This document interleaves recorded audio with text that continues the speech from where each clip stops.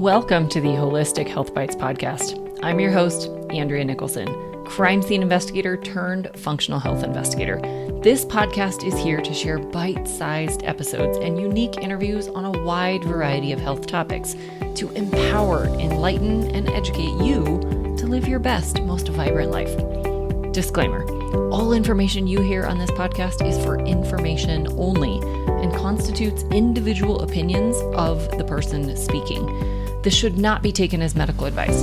Being a listener of this show does not initiate a practitioner-client relationship between you and the hosts or panelists on this show. Please discuss these topics with your medical professionals before making any changes to your health. Okay, let's dive in. Welcome back to the Holistic Health Bites podcast. Today, we are rewinding yet another fan favorite from the last 2 years. This was an interview I did with multiple best-selling author Jen Stevens, talking all about fasting and how it has changed not only her life, but countless other people who have followed her journey. Welcome back to the Holistic Health Bites podcast. Today, I am joined with a very special guest, a multiple best-selling author, Jen Stevens, who's going to tell us all about her different books and kind of how they came to be, as well as her brand new book that's coming out in just a couple of weeks. So welcome, Jen. Thank you so much for joining. Well, thank you so much for having me. I'm excited to be here. Yeah, me too. I have read your books and I love them, and I'm very excited to have this conversation. I definitely want to know all the secrets behind the new book coming out as well. So will you just kind of introduce yourself to everybody and tell, everyone a little bit about your story? Absolutely. Well, I am a retired elementary school teacher who now writes books and runs a community and podcasts about intermittent fasting. So people might think, wait a minute, how in the world is a teacher writing books and doing podcasts? And it's because, like so many of your listeners, I'm sure, I struggled with my weight for decades, really. Even before I had a weight problem, I was still obsessed with calories and eating and diets and all of that. So I always have been, diet focused, weight focused. And then over the years of my life, I yo-yoed like so many people do, and up and down, but the ups kept getting higher. The downs didn't go quite down as far until I found myself weighing in at 210 pounds in 2014, and at 5'5", that put me in the obese category. And so I was like, gosh, I've got to do something about this. Thank goodness for intermittent fasting. I started in around August of 2014, never looked back, went on to lose 80 pounds. I have maintained that weight loss. This is my 10th holiday season as an intermittent faster. And I'm wearing jeans that I bought in, I think these I bought in 2016 or something. They still fit me. I've been through menopause.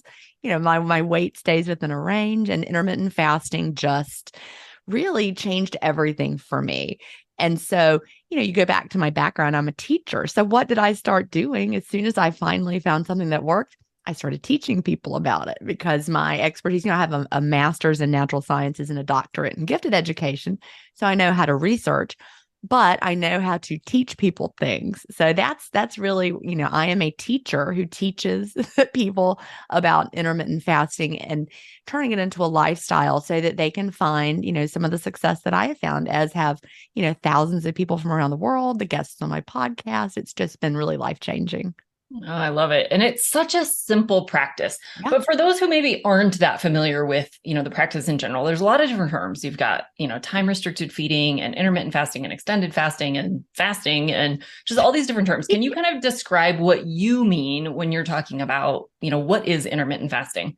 Well, it's all of those things, right? It's time-restricted eating. If you look at the scientific journal articles, they call it time-restricted feeding instead of time-restricted eating, but either one works. The eating window approach is another word for that. We've got alternate day fasting. Extended fasting is not really in my purview, because extended fasting is, believe it or not well researched. And, I can talk about that a little bit more if you want to, but there does come a time when you've done too much fasting. So there is a sweet spot for a lot of people, really for everybody. So we don't want to accidentally overfast. But basically, one of the most brilliant book titles written by someone named Brad Polon years ago, he called it Eat, Stop, Eat. that book title, it's been around for a long time, like I said, but it's really, that's what you do. When you practice an intermittent fasting lifestyle, you eat, you stop, and then you eat. And, my New York Times bestseller is called Fast, Feast, Repeat, which, tells the same story. We are fasting, whether it's for, a certain period of the day, and then we have an eating window, that would be the time restricted eating, or every other day as an alternate daily fasting, or you mix and match to find your own. We call it a hybrid approach in my community. You might have, a fasting day, then an eating day, then a eating window day, and you're really just trying to figure out a way that it will work for you as a lifestyle. It's a toolbox full of tools that you can pick and choose from. But the one thing we don't want to do, like I mentioned earlier, is we don't want to overly restrict or over fast. And that's just one of the things to keep in mind. Intermittent fasting, whether it's time restricted eating or alternate day fasting, those are well researched protocols, and we can rest assured that it's going to do great things for our body. Yeah, for sure. And I think, you're spot on that there's a different approach for different people. We each have different goals. We're coming from different histories. Someone who is, obese or, has particular health conditions might have a very different lifestyle approach than someone who's maybe just trying to prevent disease, but they're already at a healthy weight and they're already metabolically healthy. Like, there's no one size fits all approach to this, which I think also makes it really powerful, because then you can really customize it and you can find what works really well for you. Exactly. And I might have like one of the only intermittent fasting books out into the world that doesn't tell you like how you should eat when you're eating as well, because that's also something that's highly individual. I'm a big believer in bio-individuality in most things. And there are people who thrive on all different sorts of ways of eating. We know this. And also, we all have different, like you said, goals, different histories. If someone is, got metabolic problems, type 2 diabetes, food is medicine. You may need to make some more dramatic changes. Intermittent fasting plus food changes are very, very powerful. If you're someone who's just wanting to lose a few pounds, you're metabolically healthy for the most part, maybe you don't need to change up what you're eating. But, that really makes a lot of difference when you find the approach that works for you and what feels like a lifestyle, whether it comes to intermittent fasting or what you're eating in your eating window. Yeah, for sure. And I think so much of this, we tend to get in these, rigid diet mentalities, and we feel like we have to force ourselves to do certain things and, avoid certain foods or, add all this exercise or whatever that looks like. And it's really like we're forcing and we're pushing and we're making it happen. And what I love about intermittent fasting is it should actually be really easy. Yeah. We have a saying in our community, and it's one of my book chapter titles called Tweak It Till It's Easy. And that's literally what I mean. We've all done diets before. Of course, intermittent fasting is not a diet. A diet is what? Intermittent fasting is when. But we've all done, diets in the past that just got harder and harder the longer you did them, right? And then you were like failing miserably because it's a miserable experience. But with intermittent fasting, it shouldn't be like that. It shouldn't feel miserable. And if it's getting harder and harder and harder over time, it's time to tweak something, because we want it to be really just easy and fit into your life. Now, of course, during the first month, it's not going to be easy. You're going to have to let your body adapt. You have to become metabolically flexible. So you got to kind of white knuckle it through the first few hard weeks. But once you are settled in, your body's metabolically flexible, then we tweak it till it's easy, because it really can be the easiest thing you've ever done, and you'll never want to quit. Yeah. And it saves you so much time. And money. And money. I come from the camp of the, I guess, late 90s, early 2000s, where it was, eat every 2 hours to keep your metabolism revved and all the things.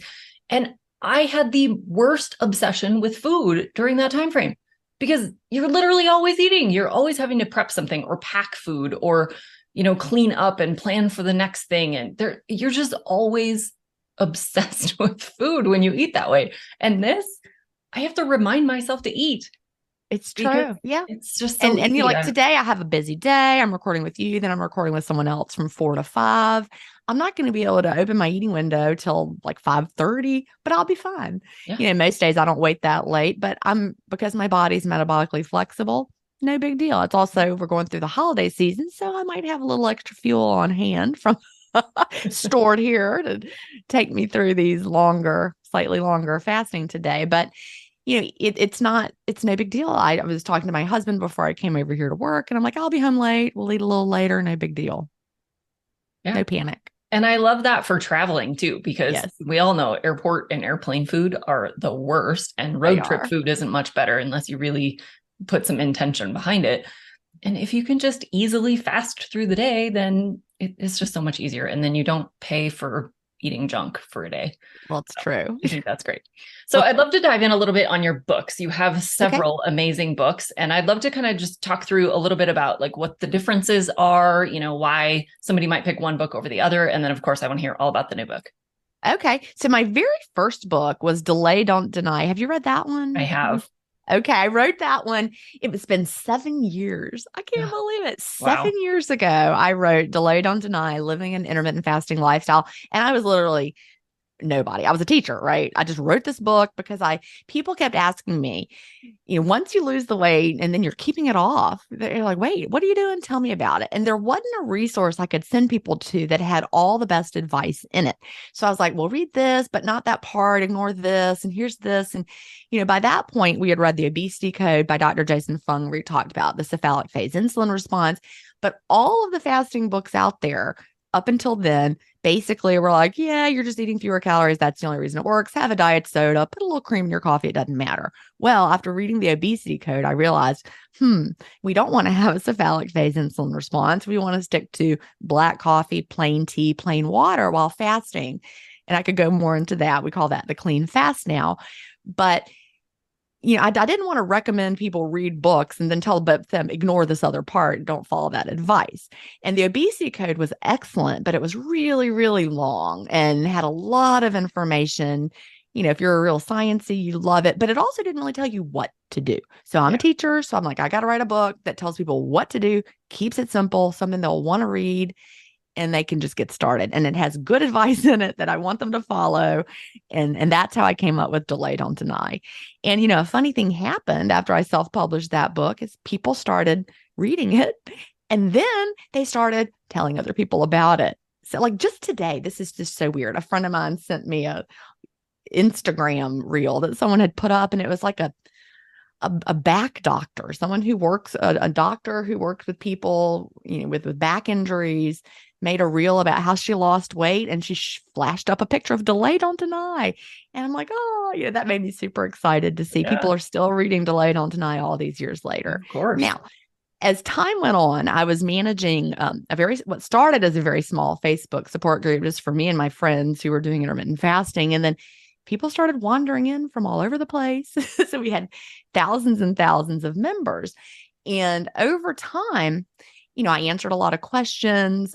I realized there were places that Delay Don't Deny was missing some information as we kept learning and more research came out. I wanted to beef it up. And so that's when I wrote Fast, Feast, Repeat. And that's the one that was a New York Times bestseller. It came out in the summer of 2020. And, when I wrote that, I wanted it to be the book that people could reach for, 10 years from now when they're, wanting to do intermittent fasting, and that the information in there would still be timely and it would apply to anybody. Like I said, no matter how you choose to eat, Fast, Feast, Repeat has the information that you need to live an intermittent fasting lifestyle. And I really think if you've been intermittent fasting for 5 years, you can pick up Fast, Feast, Repeat, read it again and learn new things, and also be even more motivated to keep going, because I talk about, the health, the longevity benefits that intermittent fasting gives us. So that was that one.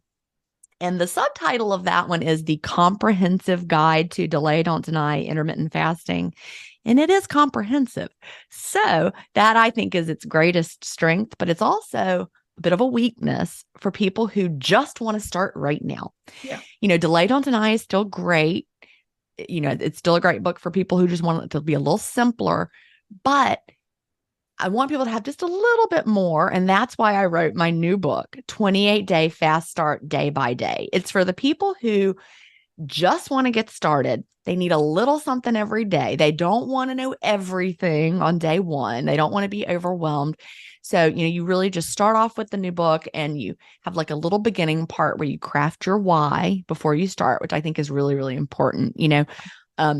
I really want people to understand that intermittent fasting is more than just a way to lose weight.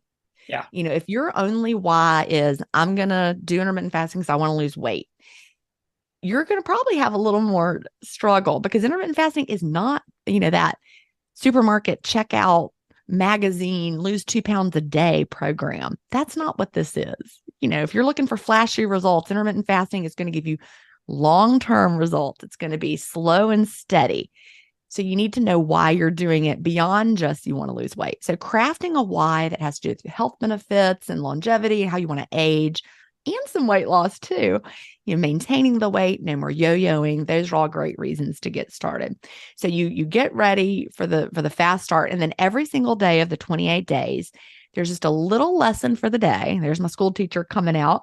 There's sections to write in. You can talk about what your goals are for the day. What is your eating window goal for the day? Did you achieve it? Are you fasting clean? Point to write in any non-scale victories that you're feeling or anything that you're struggling with. There's also a story every day from a past intermittent fasting stories podcast guest who gives just a little brief update of how they've done. You can then see what episode they were in, and also their best fasting advice for people who are starting. And I also want to say that the subtitle of the new book is The Ultimate Guide to Starting or Restarting Your Intermittent Fasting Lifestyle So It Sticks. And I think that's important because, one thing I've noticed over the years, there are a lot of people who want to be intermittent fasters, but they struggle with making it stick.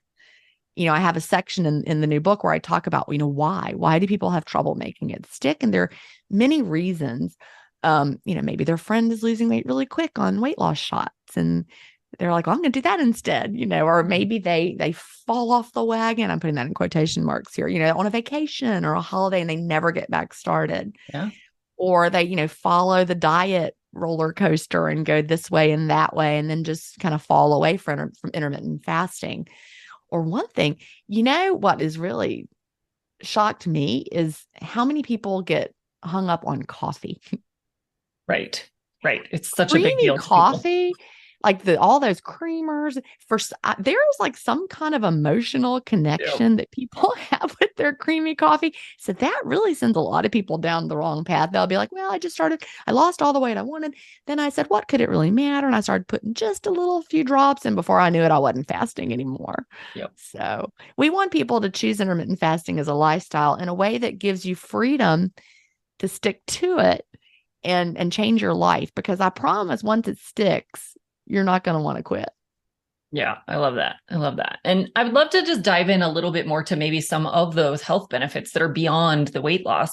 What are some of the things that your community has seen that maybe have nothing to do with weight loss?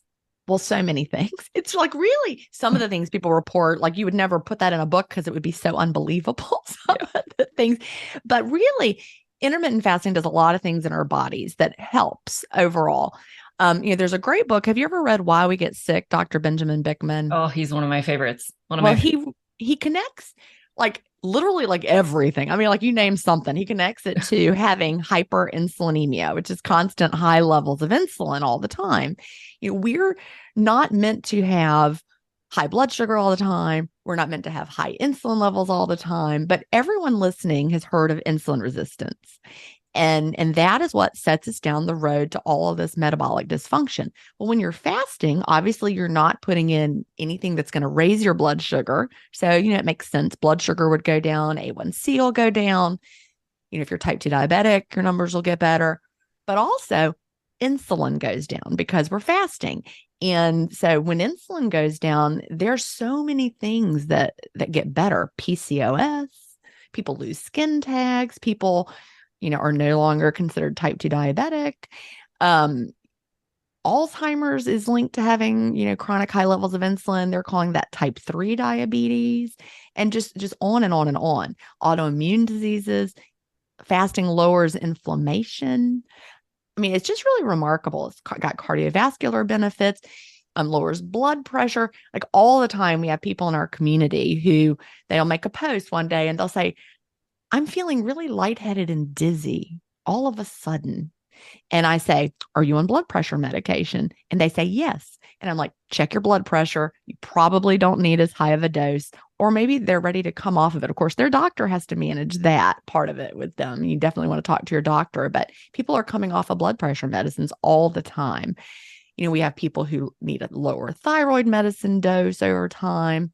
It's really just remarkable, the positive changes that we see. One of the experts on intermittent fasting for health is Dr. Mark Matheson from Johns Hopkins University, and he was a neurological researcher. He researched, intermittent fasting and the effects on the brain, and he actually has been living an intermittent fasting lifestyle himself since the 1980s.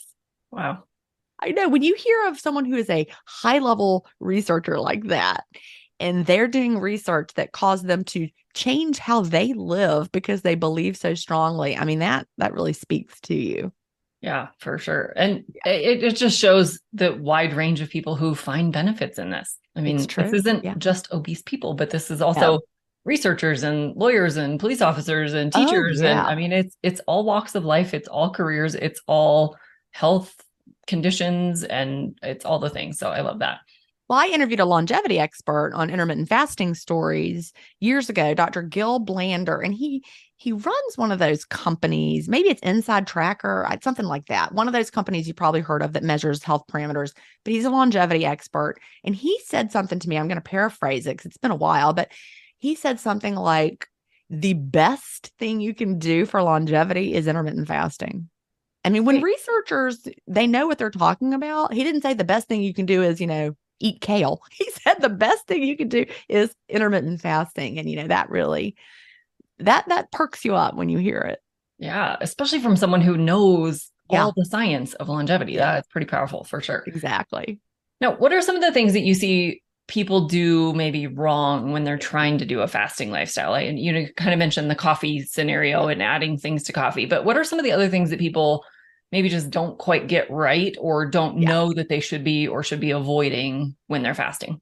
I run into people all the time and they're like, well, I tried intermittent fasting. It didn't work for me. I'm like, well, let's talk about that. Tell me what you were drinking during the fast. That is usually the first thing.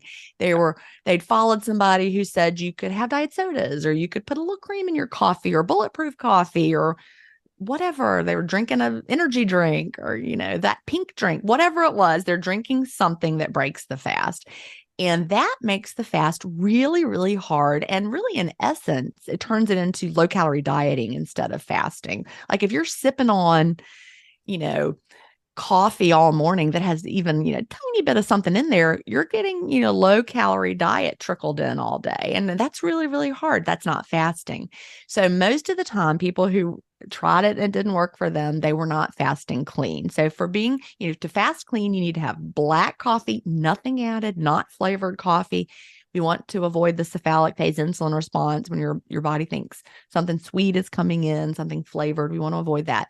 The bitter flavor profile of black coffee and plain actual real tea, they do not cause the cephalic phase insulin response. Plain water, plain sparkling water, and that's it. So that's the first thing. The second thing that I find most common is people didn't give it enough time. Yeah. If you're starting intermittent fasting, you are used to being in the fed state all day long from the minute you wake up to the minute you go to bed. You're on that blood sugar roller coaster.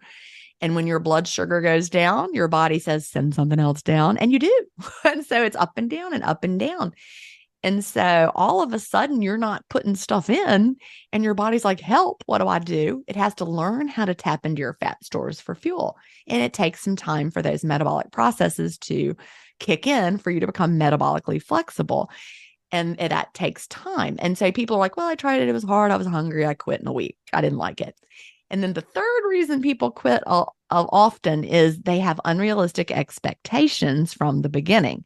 And I actually, in both Fast, Feast, Repeat and 28-day fast start day by day, I am right up front with you. You are probably not going to lose weight during the first 28 days. And I actually want you to tell yourself you might even gain a little bit of weight as you're becoming metabolically flexible.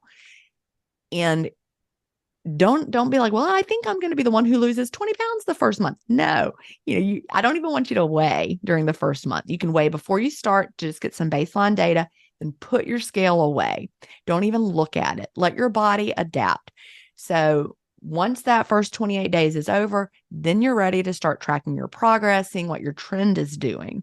But when we go to the checkout counter and we see that magazine that says lose 2 pounds a day, lose 30 pounds by New Year's, you set yourself up for unrealistic expectations that you're not going to meet. And then you're going to be like, well, this plan doesn't work.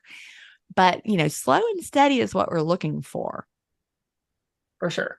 Yeah. I would also love to know, are there particular conditions or, lifestyle factors or, disease presence, anything where people maybe should not fast? I know a lot of people will say you shouldn't if you have a thyroid condition, or you shouldn't if you have an autoimmune condition, or you shouldn't if you have XYZ, whatever. Right. Do you find that there's particular populations of people who either should use great caution or should just not even try fasting?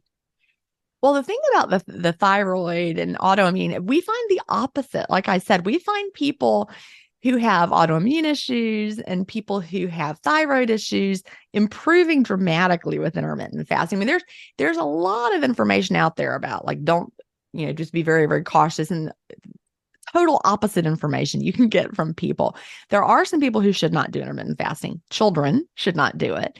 Also, as they're growing through teenage years, you need to fuel a growing body differently than an adult body. I mean, think about it. Babies eat every 2 hours. So when a body is growing, a body needs to eat frequently, but an adult body does not. So when else are you growing things? Well, when you're pregnant or breastfeeding. So if you are pregnant or breastfeeding, this is a growth period for you or for your baby, right? And so growing seasons are not fasting seasons. But if you're an adult and you are at a healthy weight or above a healthy weight, fasting is for you. If you are severely underweight, no, you shouldn't fast. You're working on nourishing your body. And that's important as well. But, other than that, if you have an eating disorder, that's something, technically we always say do not do intermittent fasting if you have an eating disorder. But I would like to say work with a counselor who understands you and your eating disorder, because we have had people who have had disordered eating and they found that fasting calmed that for them. And then they no longer have the eating disorder and they can, think normally about food again. But again, that is not a decision just to make on your own. You need to work with a trained counselor who understands you, work with them through the process. You would like them to also understand intermittent fasting, because intermittent fasting is a tool people with eating disorders might abuse. It's not going to give you an eating disorder if you don't already have one. Yeah, for sure. And I've seen the same thing, that people who can kind of give up that obsession of food that we were talking about earlier, it's that freeing. alone can really help with an eating disorder, because you lose that constant thinking about food. And you're not thinking about it. Healing. Yeah, the decision fatigue is over. When my eating window is closed, I'm not thinking about, whatever's in the kitchen. Should I eat it? Is it time to eat it? I mean, I really feel like prior to intermittent fasting, I did have disordered thinking about food because it was constant. Yeah. But now that noise is gone, like you just said. Yeah.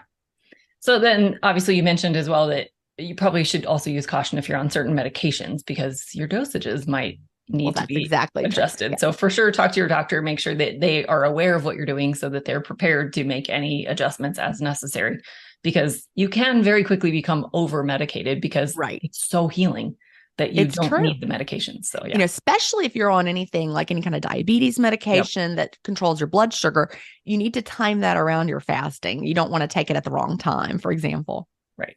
Yeah. Your doctor can help you figure that out.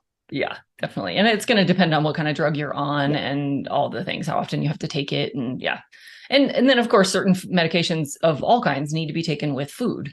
And so, with any of those kinds of conditions, of course, you also have to, work your fasting lifestyle around those kinds of parameters, and, talk to your doctor. If you need a different medication, maybe that's an option, but for sure, don't just willy-nilly change your prescriptions. You definitely want to be safe about that. Let's see. So with the new book, does it give you like a daily plan of how it kind of works? Is you just read like today's day 3 and I'm reading the day 3 schedule? It does. Every day you start off, by checking in with what you're going to do for that day. And, just like in Fast Feast Repeat in the 28-day Fast Start chapter, you're choosing, there's like a little quiz, you take the quiz and it recommends an easy does it approach. There's one in the middle, and then there's a rip off the band-aid. You're starting every week with a different plan based on what you choose. At the end of every week, you then reassess and you're like, okay, well, was this one was a little too easy? Do I maybe need to move up a little bit? Or was this right? Or was this a little too extreme and I can move back down just a little bit? Because you're customizing it to you.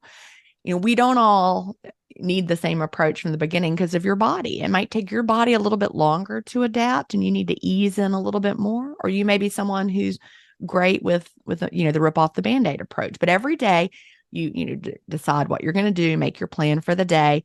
Then there's that little lesson from me in the chapter.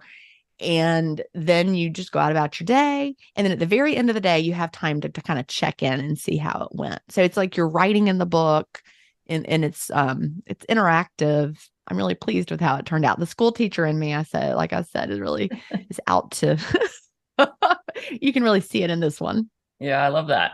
And I think that's a great approach because some people are very much cold turkey people. They can just make a decision and, quit smoking or quit whatever. And it's really easy for them to just decide and do it. And other people, that's torture. And so you actually do better if you ease in. And even that easing can be like baby steps or can be kind of moderate steps. And so I think that's a great approach that you have, different approaches to the same plan.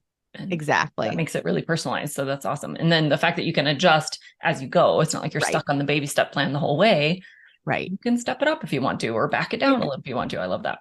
Our goal is to ease you in whatever way so that it sticks, because that's the goal. We're not doing another crash diet. We're not starting something January 1st and we're going to be done with that no, we are setting ourselves off on a lifestyle that is a healthy way to live. Like, for example, my husband, he has a PhD in medicinal chemistry, taught at the college level, did drug design, has patents in that area. He does intermittent fasting and he never needed to lose a pound. He was still wearing the same pants. We got married in 1991 and like those pants were still fitting him. He never gained weight at all. But he really, you saw what happened with me, saw how much healthier I was. I no longer have seasonal allergies, for example. He's like, well, he looked into it. He's like, I'm going to do that. So he does intermittent fasting as well. He has a longer eating window than I do. But again, he never needed to lose weight. He has lunch around 11 every day. Then we have dinner together every evening. And that works really well for him. So the plan that works for him day to day is not the same as what works for me day to day. I'm someone who used to be obese. My body will get back to that if I let it, right? Oh. So I have, different needs than he does, obviously. Yeah. So what would you say we've talked a little bit about where they go wrong with it. Mm-hmm. And you mentioned earlier that, we don't want to get into over fasting. So what would be some signs that someone might recognize that they are maybe pushing it a little too far and they are fasting more than they should be? That is a great question. And I want people to think about, you need to wait until after the first 28 days before you start assessing how you feel, because you're going to feel all sorts of weirdness during the adjustment period. But as time goes on, after the first 28 days, after you know that you're adapted and you've had that period where you feel good, maybe you're like a month in, 2 months in, you're feeling good. As time goes on, if it gets harder and harder, and you start having an urge to binge, that is your body telling you there's a problem. Our bodies, we learned when back during the Minnesota starvation experiment, right after World War II, they took some volunteers, they were conscientious objectors, they restricted their food intake, they made them do a lot of working out. Basically, they learned the science of what happens when we over restrict and work out too much. The binge behavior, your metabolism slows down over time. That's not good. So if you start feeling like you have an increased urge to binge, really take a look at what you're doing. We do not want to over restrict. Women's bodies especially, we don't want to over restrict. It's bad for us hormonally. It's also not good for men though either, hormonally, to over restrict. So you really want to stick to a tried and true intermittent fasting plan, a daily eating window approach, alternate daily fasting. With alternate daily fasting, the key to that is having those days where you're eating, you need to really nourish your body well. Because if you'll pay attention, my book is Fast, Feast, Repeat, not fast, eat a diet meal, repeat. We want to nourish our bodies well, because that is what, lets our bodies know that we're okay. Our bodies are trying to protect us no matter what. And over restriction is like a danger for our bodies. And we'll get the message, oh, stop doing that. Your body will let you know. Yeah. I'd love to talk a little bit more about the nourishment piece of it, because I think that's often left out of the fasting conversation, is what you actually do eat when you're eating, and how much you eat and how often, and like all those things within that eating window. Is it just an 8-hour binge? Is it, there's lots of ways to look at it. So I'd like to talk a little bit about the food choices, portion sizes, and like frequency within that, eating window. And this is the part that, with bioindividuality, this is really going to vary. One other thing that I encourage people to do during their 28-day fast start is not to change what they were eating before they started, no matter which way they were eating. Like, let's say someone was eating the standard American diet and they want to start intermittent fasting. Keep eating how you were eating. If you try to change too many things at once, you're going to crash and burn. So just start incorporating the fasting. Now, on the flip side of that, if you were following a very healthy way of eating or a certain lifestyle, keep doing that too. Like, let's say you've been keto for 5 years. Maybe you're tired of being keto and you're like, I'm going to start intermittent fasting and reintroduce all the foods I've been missing. Well, that also may be a recipe for disaster.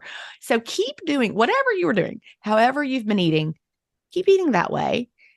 At least don't purposefully change it, and then start incorporating the intermittent fasting. Now, one thing we notice that's almost universal is that as people live an intermittent fasting lifestyle, they usually start gravitating to more nutritious foods just, almost by accident. It's like all of a sudden we can hear our bodies, and our bodies search for nutrients. And so, one day you'll be like, ooh, I would like to have some Brussels sprouts today. And you're like, wait, I never even liked those before. And suddenly you're craving things you never expected, or that thing that you thought was a treat suddenly no longer tastes good to you. You become more in tune with what makes you feel good. And surprise, surprise, ultra processed foods don't make anyone feel their best. Nobody feels their best. Maybe for like a minute after you eat it, your brain lights up. But down the road, you're going to feel worse and worse if you eat those foods. So I have a section in Fast Feast Repeat where I talk about ultra processed foods and, how they're really not the best for anybody. But within the parameter of real foods, you find the ones that work best for you over time. I'm someone who feels better when I have more plants in my diet, more whole food, plant-based-ish. I also have a book I haven't talked about yet called Cleanish. It's not an intermittent fasting book, but it's eat mostly clean, live mainly clean, and unlock your body's natural ability to self-clean, which is, of course, through the fasting.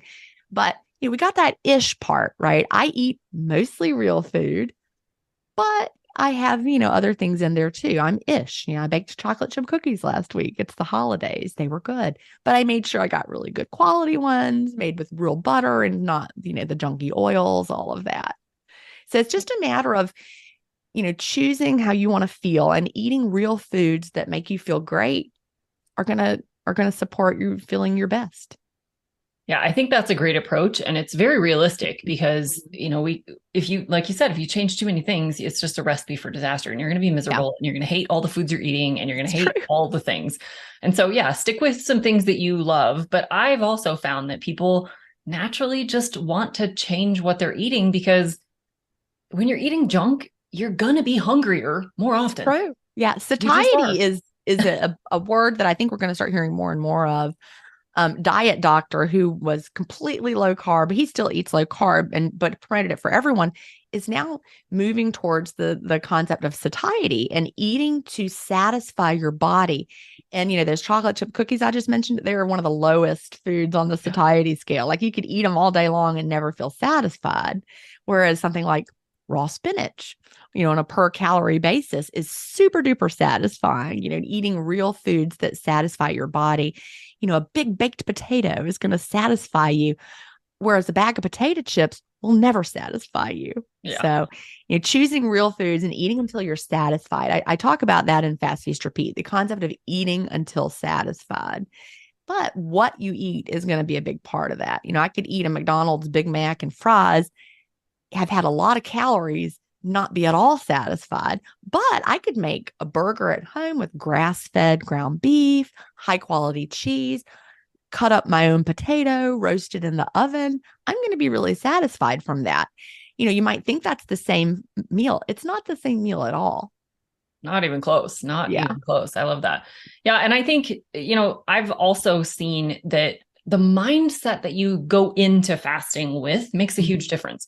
Yeah. I think when you're solely focused on, say, weight loss or one kind of vanity metric, not that there's no value to losing weight, because there certainly is, but if you're only focused on that, then I see a lot of people kind of use fasting as a way to like undo a bad diet or as a punishment for eating a bad diet. And I think that's such the wrong approach, that this really needs to be about the health benefits. Right. Should never be about adding restrictions or adding, punishments. And I'd love to get your take on that. Well, we actually say, never do revenge fasting, right? We just went through the Thanksgiving holiday here in the United States, and I make a post in my community right before Thanksgiving every year and say, we are not going to revenge fast after Thanksgiving to make up for, eating more on Thanksgiving Day. We don't fast to make up for things. We fast because it feels good. Now, the day after Thanksgiving, I was less hungry. So I fasted because it felt good. Yeah. But we want to, one of my biggest missions in life is to get people out of what I call diet brain, and so much of toxic diet culture is that whole, restrict, repeat, binge, all of that cycle. And we don't want to do that anymore. We want to love our bodies. We want to work with our bodies and nourish ourselves well, but still have room for the chocolate chip cookie if we want to, and figure out what really is going to be long-term, because those quick fixes, they don't work. No, they for sure don't. They for sure don't. No, I did those for years, and that's why I was 210 pounds. Right. Yeah. And they leave you just extra miserable. Yeah. They're not sustainable. Mm-hmm. They're just providing no benefit. I think everybody understands that already and has probably been down that road 100 times, like all of us have. So definitely don't need to go down that road anymore. So thank you so much for sharing all this. Do you have any final words to share with everybody, and maybe, where they can pre-order the book? Absolutely. So you can find everything I've got by going to jenstevens.com. Jen is Gin, like gin and tonic. Stevens is Stevens with a PH, jenstevens.com. There's a link there for getting all of my books. 28-day fast start day by day is the one you're going to want right now, though. It's available for pre-order, comes out December 26th. And I'm super excited. In my community, we're going to be having a 28-day fast start starting January 4th and going through January 31st. So there's also links to that at jenstevens.com. I have a community that you can join, and I'll be there leading y'all through it. So anybody who has tried to do intermittent fasting or has dabbled in it, or who thinks, maybe I need to kind of refresh myself a little bit, this would be a great place for you. And, I really think the key is shifting to intermittent fasting as a lifestyle. I know every diet book you ever read says, this is not a diet, it's a lifestyle. Well, intermittent fasting literally is not a diet. It is when you eat, and it really is a lifestyle, and it will change your life in ways you never expected. For sure. For sure. It's such a simple thing, and it's free. Free. Yeah. So yeah, I think it's a great practice for everybody to learn more about. And for sure, your books are the best way to go because they're so realistic and easy to follow and super, just actionable, which I love. And I'm really excited about this one coming out because it sounds like it's going to be even more of simplified action. So I love that. And we will link up all of your information in the show notes. So it'll be really easy for people to just click on links and go grab stuff. So thank you so much for sharing all of your information with us today. It's been a fantastic conversation, and I know everyone got a lot of value out of it. Well, thank you for having me. Absolutely. Until the next episode, be well and vibrant. Thanks for being a faithful listener to the podcast. I'd love it if you left me a 5-star review on this podcast so that others can more easily find this valuable information. Did you know I also work one-on-one with clients? I approach solving health challenges like I approached solving crimes, by conducting a thorough investigation into your case. Sadly, hundreds of millions of people in the US have insulin resistance, prediabetes, and diabetes, and the vast majority have no idea. I'm here to fix that. If you struggle with low energy, stubborn weight, hypertension, sleep disturbances, or any other undesired symptoms, let's talk. All you have to do is schedule a free call. The link will be in the show notes. And no, you do not need to live near me.